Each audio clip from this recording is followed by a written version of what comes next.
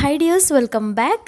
അപ്പോൾ ഇന്നത്തെ റെസിപ്പി വളരെ സിമ്പിൾ ആയിട്ടുള്ളതും അതുപോലെ തന്നെ കുട്ടികളുടെയൊക്കെ ഫേവറേറ്റ് ആയിട്ടുള്ള നല്ല ടേസ്റ്റി ആയിട്ടുള്ള ഒരു നാലുമണി പലഹാരത്തിൻ്റെയാണ്. ഉണ്ടാക്കിയെടുക്കാനും നല്ല എളുപ്പമാണ്, നല്ല ടേസ്റ്റുമാണ് കഴിക്കാനായിട്ട്. അപ്പോൾ എങ്ങനെയാണ് ഈ ഒരു സ്നാക്ക് തയ്യാറാക്കിയിട്ടുള്ളത് നോക്കാം. അതിനു മുന്നായിട്ട് ചാനൽ സബ്സ്ക്രൈബ് ചെയ്യാത്തവരുണ്ടെങ്കിൽ സബ്സ്ക്രൈബ് ചെയ്യാൻ മറക്കരുത്. തൊട്ടടുത്തുള്ള ബെല്ലൈക്കണും കൂടെ ഒന്ന് ക്ലിക്ക് ചെയ്താൽ പുതിയ വീഡിയോസിൻ്റെ നോട്ടിഫിക്കേഷൻസ് ഒക്കെ പെട്ടെന്ന് തന്നെ കിട്ടുകയും ചെയ്യും. അപ്പോൾ ഈ ഒരു സ്നാക്ക് തയ്യാറാക്കിയിട്ടുള്ളത് ബ്രെഡ് വെച്ചിട്ടാണ്. അപ്പോൾ അതിന് വേണ്ടിയിട്ട് കുറച്ച് ബ്രെഡിൻ്റെ പീസ് എടുത്തിട്ട് രണ്ടെണ്ണം ഒരുമിച്ച് വെച്ചിട്ട് ഇതുപോലെ 4 ഭാഗത്തുള്ള ബ്രൗൺ പാർട്സൊക്കെ ഒന്ന് മാറ്റി കൊടുക്കാം.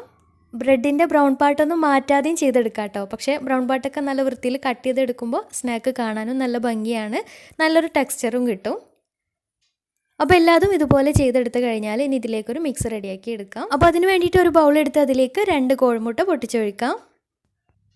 പിന്നെ ഇതിലേക്ക് വേണ്ടത് ഒരു 1/4 കപ്പ് പാലാണ്.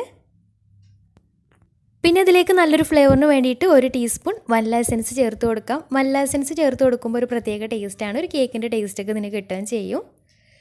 പിന്നെ വേണ്ടത് മധുരത്തിന് ആവശ്യമായിട്ടുള്ള പഞ്ചസാരയാണ്. ഇപ്പോൾ ഒരു 4 ടേബിൾ സ്പൂൺ പഞ്ചസാര ചേർത്തിട്ട് കൂടെ തന്നെ ഒരു 2 ടേബിൾ സ്പൂൺ മിൽക്ക് മെയ്ഡ് കൂടെ ചേർത്ത് കൊടുക്കുന്നുണ്ട്. മിൽക്ക് മെയ്ഡ് കയ്യിലുണ്ടെങ്കിൽ ചേർത്ത് കൊടുക്കാം.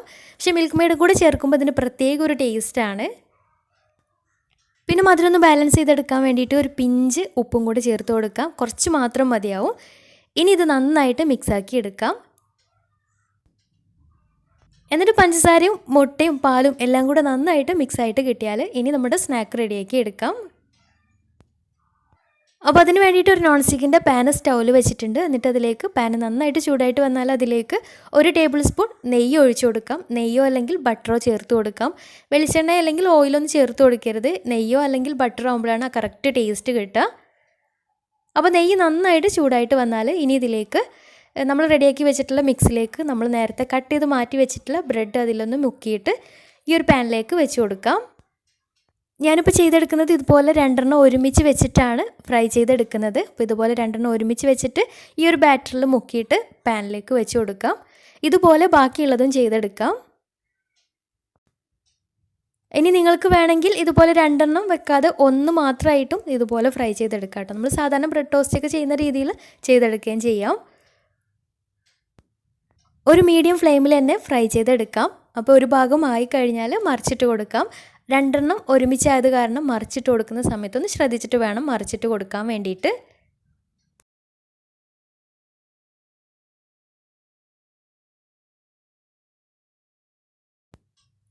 അപ്പോൾ 2 ഭാഗവും വെന്ത് കിട്ടിയാൽ ഇനി ഇതിൻ്റെ 4 സൈഡും 2 ചട്ടകം വെച്ചിട്ട് ഇതുപോലെ 4 സൈഡും ഒന്ന് ചൂടാക്കി എടുക്കാം. ഒരുപാട് സമയം വെച്ചിട്ട് ചെയ്തെടുക്കണമെന്നൊന്നുമില്ല, ജസ്റ്റ് ഒന്ന് ചൂടാക്കി എടുക്കാം. അപ്പോൾ ഇത്രയേ ഉള്ളൂ, സിമ്പിളായിട്ട് ചെയ്തെടുക്കാൻ പറ്റിയ ഒരു സ്പെഷ്യൽ ബ്രെഡ് ടോസ്റ്റാണ്. സാധാരണ ചെയ്യുന്നതിൽ നിന്ന് കുറച്ച് വ്യത്യസ്തമായിട്ടുള്ള ബ്രെഡ് ടോസ്റ്റാണ്. തീർച്ചയായിട്ടും ട്രൈ ചെയ്ത് നോക്കുക, അടിപൊളി ടേസ്റ്റാണ്. ഇനി നിങ്ങൾക്ക് വേണമെങ്കിൽ പാലും മുട്ടയും ഏലക്കാപ്പൊടിയും മാത്രമായിട്ടും അതിൽ മുക്കിയിട്ടും ഇതുപോലെ ചെയ്തെടുക്കാം, അതും നല്ല ടേസ്റ്റ് തന്നെയാണ്. അപ്പോൾ തീർച്ചയായിട്ടും ഒന്ന് ട്രൈ ചെയ്ത് നോക്കുക. എന്നിട്ട് നിങ്ങളുടെ ഫീഡ്ബാക്ക്സ് താഴെ കമൻറ്റ് ബോക്സിൽ അറിയിക്കാൻ മറക്കരുത്. അപ്പോൾ ഇന്നത്തെ വീഡിയോ ഇഷ്ടമായെന്ന് വിചാരിക്കുന്നു. ഇഷ്ടമായെങ്കിൽ ലൈക്ക് ചെയ്യുക, ഫ്രണ്ട്സ് റിലേറ്റീവ്സിനൊക്കെ ഒന്ന് ഷെയർ ചെയ്ത് കൊടുക്കാനും മറക്കരുത്. അപ്പോൾ നല്ല അടിപൊളി വീഡിയോയുമായി വീണ്ടും വരാം. അതുവരെ take care, bye, thank U.